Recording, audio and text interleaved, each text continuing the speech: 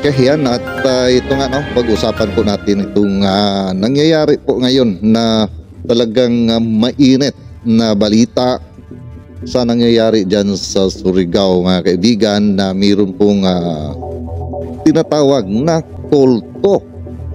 At yan po, no, ang ating pag-usapan dahil ang issue na yan ay umabot na po sa Senado at nagsimula na po ang investigasyon sa nasabing kulto na ito. At dito nga sa pag-iimbestiga ay simpleng katanungan lamang ni Senador Risa Hontiveros ay nagkanda utal-utal na po, mga kaibigan, ito ngang leader o mga leader ng nasabi pong kulto. At yan po ang ating tatalakayin sa ngayon. Pero bago po yan ay welcome back ulit dito sa Rapido TV. At kumusta po ang lahat? Naway nas mabuti pong kalagayan. At ito nga, no, atin pong panoorin ang video na ito na galing po sa News 5 para malaman po natin itong sinasabi ko na simpleng katanungan lamang pero nagkanda utal-utal na po itong mga nasabi po ng mga leader ng kulto. Hindi sa alam nyo, hindi. Ang ano bang totoong alam nyo? May child marriages ba o wala sa kapihan? Sir, Ma'am Janet, hindi pa po kayo. Mr. Galanida, mayroon ba or walang child marriages sa kapihan? As I would like to reiterate, as far as I know, wala po. Hindi ako nakasaksi ng anumang seremonya na nangyari doon. Mr. Chair, parang ayaw lang sabihin ni Mr. Galanida ng no, pero hindi rin sila nagsasabi hindi rin sila umaamin ng yes. Ma'am Janet, kayo po na sinabi ng ibang witnesses namin ay sarili nyong anak ay ipinakasal ng menor de edad. Nasabi nila, sinabi nyo sa kanila, ba't ayaw nyong magpakasal? Sarili kong anak ay ipinakasal. Kayo ma'am, anong sagot nyo sa tanong kong mayroon bang child marriages sa kapihan? Wala po, ma'am. Walang kasal sa kapihan. So alright, yan mga kaibigan, dito po, no, sa dalawa, no, ito po sila ay mga leader din, ano. Diyan po sa nasabi na kulto at itong lalaki, no, sabi niya ay wala daw siyang nasaksihan na seremonya at klarong-klaro naman po sa kanyang pananalita, mga kaibigan, na wala po siyang inamin at hindi din po siya nagsasabi na wala nangyari na kasalan. Yung sinabi po niya ay wala daw seremonyas, no, mga kaibigan. So doon pa lang ay halata po natin, no, na mayroon pong pinagtatakpan, mga kaibigan. At ito naman pong isa na si Janet ay diretsa po, no, ang kanyang sagot na wala raw, mga kaibigan. Pero ang kanila pong mga sinasabi ay balikan po natin itong lalaki na ito, mga kaibigan, at siya mismo ang nagbuking sa kanila pong mga pinagsasabi, mga kaibigan. Bago ko huling tanungin si Karen Sanico, Mr. Galanida, ang impormasyon din po namin ay may 2 apo kayo na ikinasal din po sa minor sa kapihan. So kasama po ito sa dinideny ninyo. Ang masabi ko po, yung walang kasalan, tulad na sinabi ni Janet, mayroon namang mga bata na hindi tulad sa kanya, hindi mapigilan natin na parang may pre-marital engagement na nila. So kami mga parents, wala kami po magawa. Okay, alright, yan, no, mga kaibigan, no. At diba, klarong-klaro po dito sa kanyang sinabi, wala daw po na nangyayari, no, na seremonyas ng kasal. Pero base sa kanyang testimony, merong nangyayari na yung mga kabataan ay sila po, no, ang parang nagkagustuhan at nagsasama. Ayan, no, mga kaibigan. So ipagpalagay na natin yan, mga kaibigan, na totoo ang kanyang sinabi na yun nga ay dahil sa mga kabataan mismo, no, na sarili nilang kagustuhan, no, at gusto nila na maging parang mag-asawa na at nag-isang bubong na po sila, mga kaibigan. Ano ba ang ginagawa nito pong sinasabi na si Senyor Aguila, na siya po ang namahala sa nasabi po na grupo na ito o kulto na ito, mga kaibigan, na which is ay nasasakupan po niya ang mga tao na ito, na sabi nga mayroon pong mga minor de edad na hindi na po mapigilan dahil sila po ang medyo nagkasundo at gustong mag-iisa na lang sa isang bubong, mga kaibigan. So which is ay walang kwenta. Walang kwenta ito pong sinasabi na kanila pong Senyor Aguila, mga kaibigan, naman ipamatili po sa kanya pong mga nasasakupan yung pong tama po na palaki ng ating pong mga kabataan dyan. Dahil ay kung gusto mo pala kahit na minor de edad ka, ay pwede ka na makipag-isang bubong sa ayaw po nga nagustuhan. So talagang dyan pa lang, mga kaibigan, ay klarong-klaro na hindi maganda ang mga nangyayari po sa loob ng kulto na sinasabi na ito, mga kaibigan. Mr. Chair, bago ko huling itanong si Karen Sanico, i-obserbahin ko lang na yung muli, no, yung sa simpleng tanong ko, hindi po makapagbigay ng simple at diretsong sagot si Mr. Galanida. Ang huling tanong ko po kay Karen Sanico, Sir, meron po bang, sa kabila nitong lahat ng mga pagtetestimonya at pinaalala ko kayo, tulad nung sinabi ng chair sa lahat ng resource persons, you are under oath, Yan. Sir Sanico, meron po bang, sa kabila nitong lahat ng mga pagtestigo ng ating victim survivors, meron po bang child marriages sa kapihan? Wala po talaga, ma'am. Wala. Ay, okay, Mr. Chair, sa ganyang mga sagot, I respectfully move to cite Tama. in contempt J. Renz Kilario, Mamerto Galanida, Janet Ahok, and Karen Sanico. I so move, Mr. Chair. Tama yan. There is a motion to cite in contempt Jerry Esquilario, Mr. Galanida, Karen Sanico, and what's the first name of Ahok? Janet. Janet Ahok. Is there any objection? Hearing none, the four aforecited personalities are hereby Yun. cited in contempt. So ordered. Okay, alright, yan mga kaibigan, at narinig po natin ang mga katanungan ni Senador Risa Hontiveros na simpleng katanungan lamang patungkol nga dito sa napabalita at talagang meron po na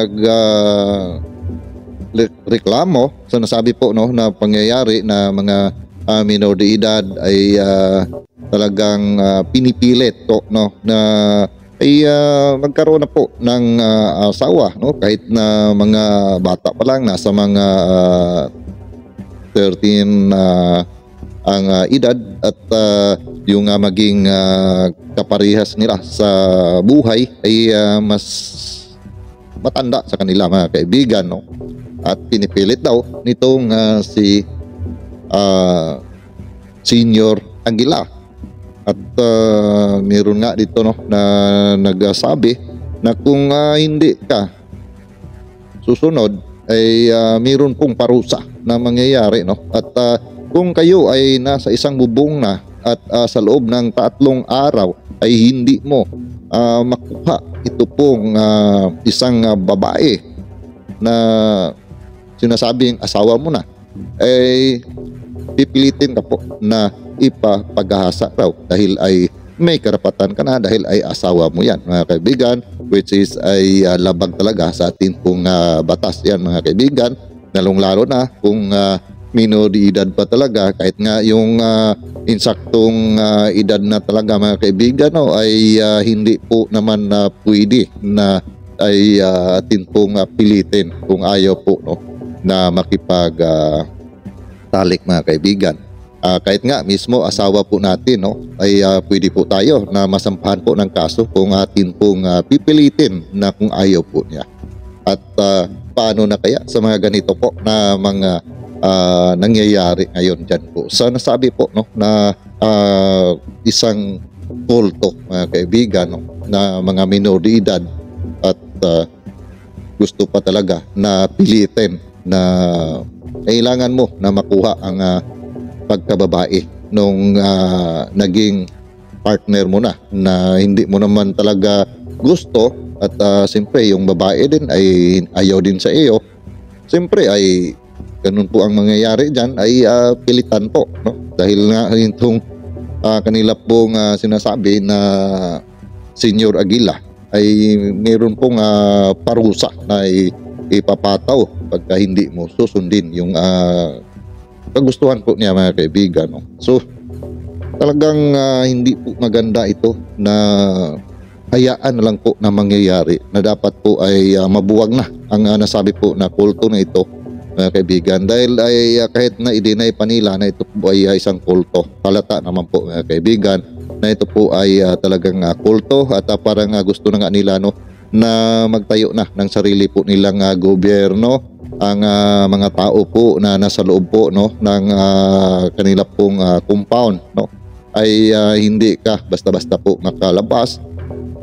Kailangan pa ng passes dito po galing kay Senyor Aguila at talagang mahigpit po, mga kaibigan, no, at marami po ang mga witnesses, no, na talagang nagpapatotoo dito po sa mga nangyayari na ito, mga kaibigan. At alam po natin na mayroon pa pong mga membro na naiwan na talaga pong nandun pa rin po ang simpatiya nila dito po kay Senyor Aguila. So alam po naman natin, mga kaibigan, no, pagka ay maniniwala ka sa isang tao, lalo na ang sinasabi po dito na ito raw ang anak ng Diyos, mga kaibigan.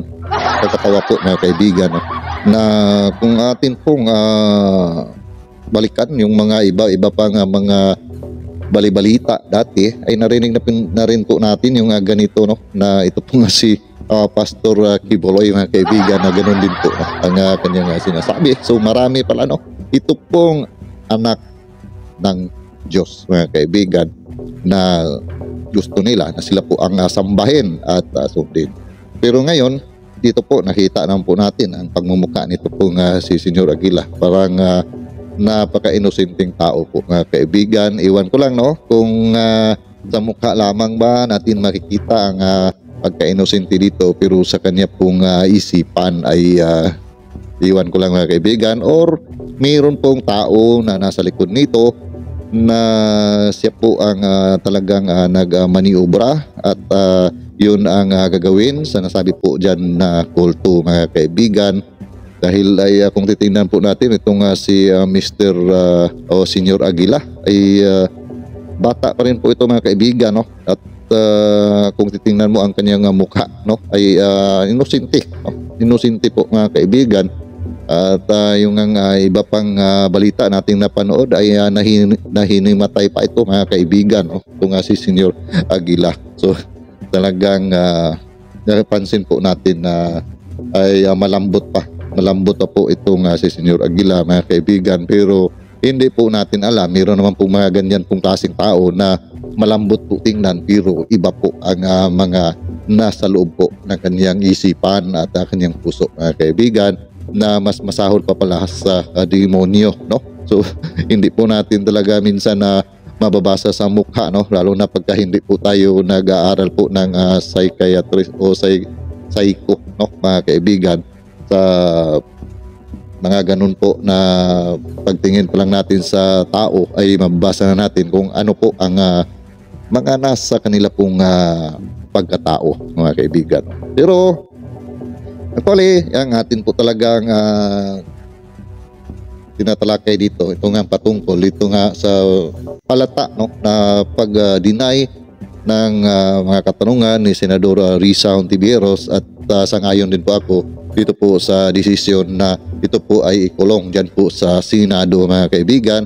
para po ay matauhan po sila na ito po ng ating mga senador ay hindi po nagbibiro dito po sa ginawa po nila na investigasyon na ito, at kung mayroon po silang nakita na hindi po talaga nagsasabi ng totoo ay gagawan po ng aksyon, at kailangan po mayroon pong parusa, mga kaibigan, ano. Kaya ay tama lang po yan para sa akin, no? Dahil ay halata naman po na ito pong mga tao na ito ay nagsisinungaling. Pagka mahaba na po ang kanilang sagot ay mautal-utal po sila. Pero kung maiksi lamang, yung katulad ng dalawa, yung babae at saka yung isang lalaki na sabi ay wala talaga, yun lang po ang sagot. So diretsahan po ang sagot, ng kaibigan. Pero nung sa isa po, no, na medyo matanda na ay medyo mahaba ang sagot niya, doon po siya nagkautal-utal, at halata naman po na talagang nagsisinungaling po ang tao na ito, mga kaibigan.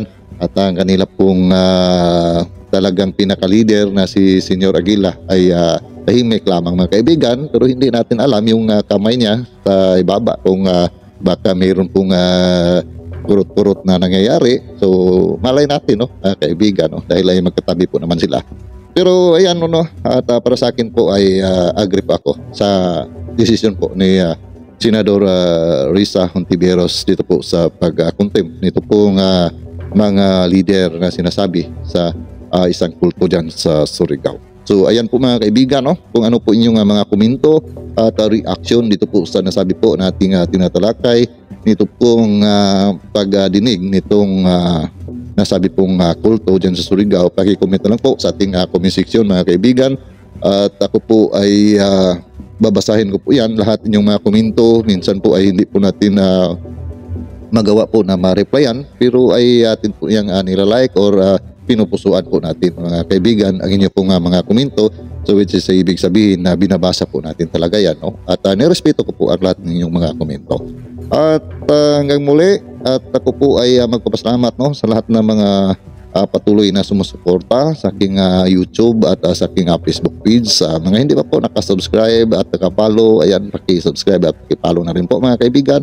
At kung nagustuhan po niyo ang video na ito, paki-like naman po, at ang mari ay paki-share na rin, mga kaibigan. At see you po sa next video ko. God bless all of us.